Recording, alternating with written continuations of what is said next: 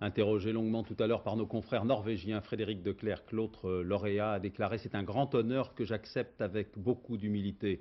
Frédéric de Klerk est à la tête de l'Afrique du Sud depuis quelques années, depuis 1989. Il est pour beaucoup lui aussi dans la transition vers un nouvel ordre politique. Michel Monpontet.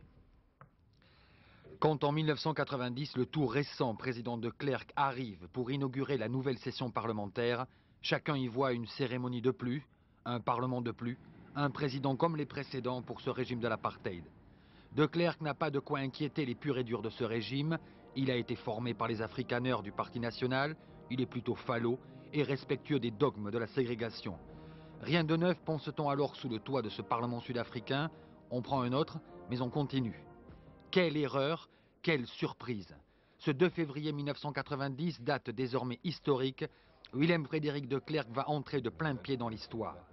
Le fils spirituel de l'apartheid monte à la tribune et va inverser en 30 minutes de discours 3 siècles d'histoire. Il va démolir les piliers de l'apartheid, légaliser les partis noirs interdits et annoncer la libération prochaine d'un certain Nelson Mandela. Discours insupportable pour nombre de ses propres partisans qui vont quitter l'Assemblée.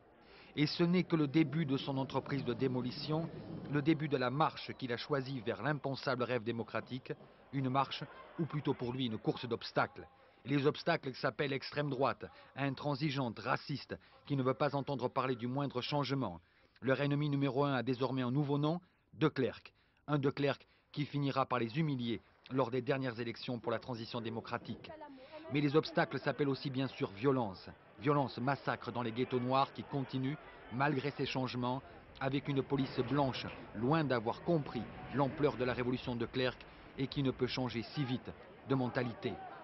De Klerk, venu lui-même dans les ghettos, comprendra mieux que personne l'ampleur de la crise, le fossé de la haine. Mais De Klerk a 2 alliés, le sens de l'histoire bien sûr, et surtout un homme, Nelson Mandela. Avec lui, depuis, de célébration en célébration, il incarne cette réalité du changement. De poignée de main en poignée de main, il répète à la terre entière la force de l'évolution sud-africaine. C'est donc avec Mandela qu'il s'est engagé dans un très périlleux exercice d'équilibrisme entre violence et apartheid. Et dans cet exercice risqué, le Nobel de la paix apportera peut-être un peu plus de force à ce fragile équilibre.